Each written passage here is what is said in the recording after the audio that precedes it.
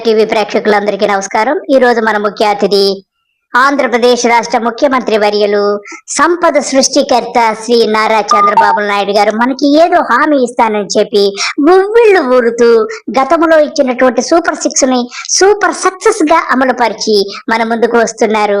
ఆయనే మన చంద్రబాబు నాయుడు గారు. ఆయన అడిగి ఆయన ఏం హామీ ఇస్తాడో మనం తెలుసుకుందాం. నమస్కారం బాబు గారు, చెప్పండి ఏమి హామీ ఇవ్వదలుచుకున్నారో కొంచెం మాకు విషదముగా చెప్పండి. మళ్ళీ మీ అందరికి హామీ ఇస్తున్నా, నిద్ర లేస్తే అబద్ధాలు చెప్పడం. బాబు నీకు దండం అంటున్నారు నాయన. హామీ అంటే ఏదో అనుకున్నావు, నిద్రలేస్తానే వెంటనే అబద్ధాలు చెప్పడం. అయినా నీకు అబద్ధాలు చెప్పడం వెన్నతో పెట్టిన విద్య కదా. ఎన్నికల ముందు సూపర్ 6 అంటూ ఒక పెద్ద పూటకు అబద్ధమాడి ఓట్లు దండుకొని సీఎం అయ్యావు. నీకు ముందు ముందు ఉంటుంది మహిళల చేతిలో, తప్పదు. మీరందరూ ఓట్లేశారు కానీ మీకెన్నో హామీలు ఇచ్చాను చేయాలి, కానీ ఖజానా ఖాళీగా కనపడస్తా ఉంది, ఏమీ లేదు అక్కడ. కానీ ఖజానా ఖాళీగా కనపడస్తా ఉంది, ఏమీ లేదు అక్కడ. ఏంది ఖజానా ఖాళీగా కనపడస్తాందా? తెలుగు రాదు, ఇంగ్లీష్ రాదు, తమిళం రాదు, ఏ భాష రాదు, కనపడస్తాందేంద్రా? ఖాళీగా కనపడుతుందని ఏడవరా? నీకు అబద్ధాలు చెప్పడమే నీ యొక్క నైజము. సిగ్గుండాలి ఇలా మాట్లాడడానికి. నీకు తెలియదా ఖజానాలో ఎంత డబ్బు ఉంటాదో అని? ముందు హామీలు ఇచ్చేటప్పుడు మరి ఆ తెలివేమైంది? నమ్మక ద్రోహి నీవు నీ కూటమి గ్యాంగుకు నీ ద్రోహానికి తగిన మూల్యము చెల్లించుకుంటావు. సంపద సృష్టించడం తెలిసిన పార్టీ తెలుగుదేశం పార్టీ, దోచుకోవడం తెలిసిన పార్టీ, దోచుకోవడం తెలుగుదేశం పార్టీ సిద్ధాంతం అని కూడా మీకు తెలియజేస్తున్నా. మీకు ఏ మాత్రం అనుమానం లేదు. నాకే కాదు, రాష్ట్ర ప్రజలకు ఏమీ అనుమానం లేదు నీ మీద, నీ కూటమి మీద. మీరు పెద్ద దొంగల ముఠా అని అందరూ నిర్ధారించుకున్నారు. ఎంత నిస్సక్కుగా చెబుతున్నావు. నేను దోచేసుకుంటాను, నా పార్టీ లక్ష్యం అది చెబుతున్నావంటే ఎంతకు బరి తెగించావు బాబు.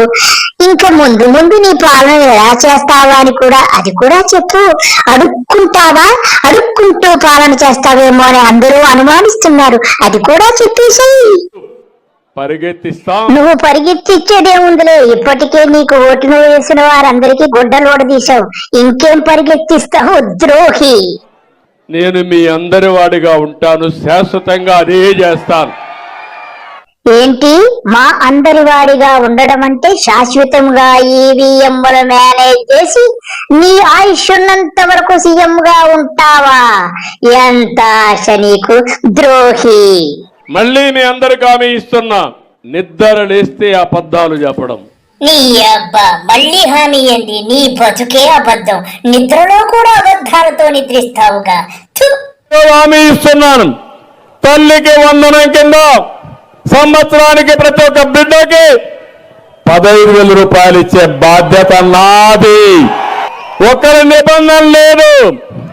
ఇద్దరుంటే ఇద్దరికి ఇస్తా, ముగ్గురుంటే ముగ్గురికి ఇస్తా, నలుగురుంటే నలుగురికి ఇస్తా. నీలాంటి వాడు అబద్ధాల కోడి ప్రపంచంలో ఎవ్వరూ లేరు. నోరు తెరిస్తే అబద్ధాలు, హామీలు.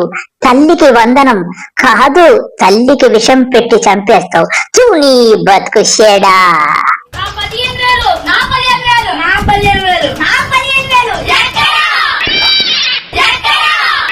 నీవు మనిషి పుట్టక పుట్టి ఉంటే ఈ పిల్లలకు సమాధానం చెప్పు. నీ కొడుకు అసెంబ్లీలో 1 సంవత్సరం వరకు తల్లికి వందనము లేదు, బొంగు లేదని చెప్పాడు. వాడు దోచుకున్న సొమ్ముతో వాడు విదేశాలు చెక్కేశాడంటగా. సింగపూర్ వెళ్ళాడని అందరూ చెప్పుకుంటున్నారు. ఎన్ని కోట్ల మూటలు పట్టుకెళ్లి సింగపూర్ లో దాచుకుంటున్నాడు.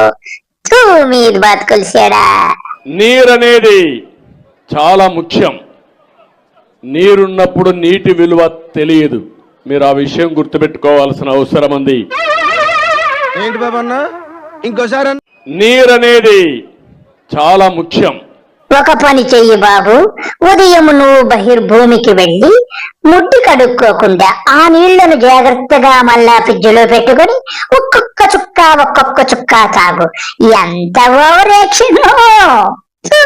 ఈ నీటి సమస్య శాశ్వతంగా పరిష్కారం చేసుకోగలిగితే ఒక పక్క మీరు చూస్తున్నారు సాగునీరు వల్ల బ్రహ్మాండంగా పంటలు పండించే అవకాశం వస్తుంది. అసలు సిగ్గు లేదు నీకు. సాగునీటి వల్ల పంటల పండక నీ పిండ కొడుకు పండుతాదా బాబు? తూ నీ బతుకొచ్చాడా. రాయలసీమలో ముఖ్యంగా నేను ఒకటే ఆలోచిస్తున్నా, ప్రతి ఎకరాకు నీళ్లు ఇవ్వాలి. 3 సార్లుగా ముఖ్యమంత్రిగా ఉన్న నువ్వు ఎన్ని వేల ఎకరాలకు నీళ్లు ఇచ్చావు? అప్పటికి ఏంది ఇప్పుడు ఏం పీకుతావు బాబు? పండ్ల తోటలు ఉద్యాన పంటలు ఎక్కువ పండించాలి.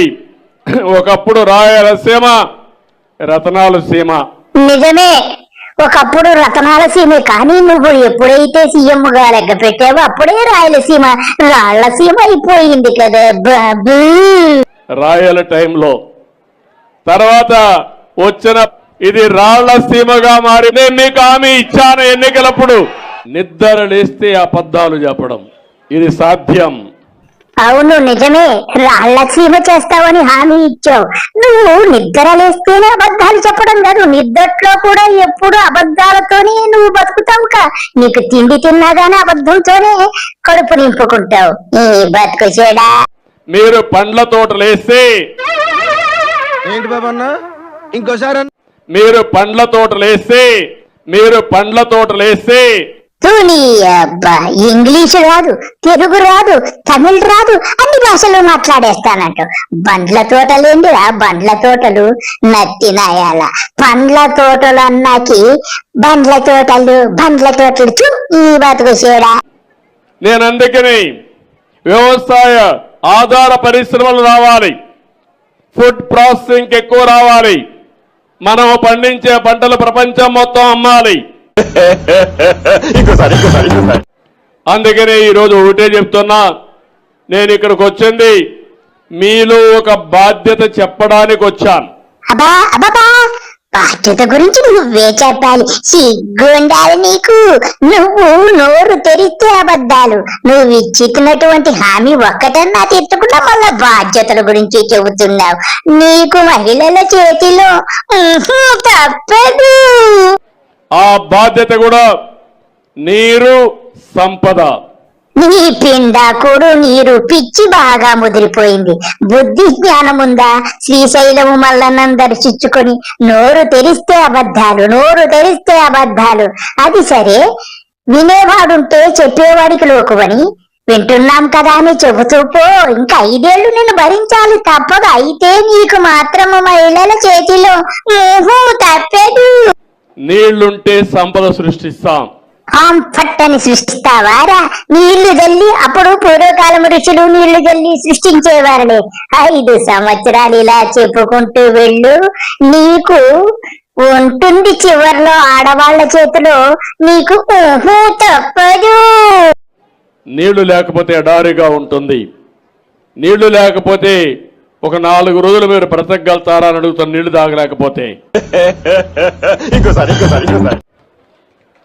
ఇప్పటికే 25 ఏళ్లకు మునుపు చేసిన పనులు మీరు చూశారు. హైదరాబాద్ నగరాన్ని మీరు చూశారు. ప్రపంచమంతా ఐటీ ప్రొఫెషనల్స్ మీరు చూశారు.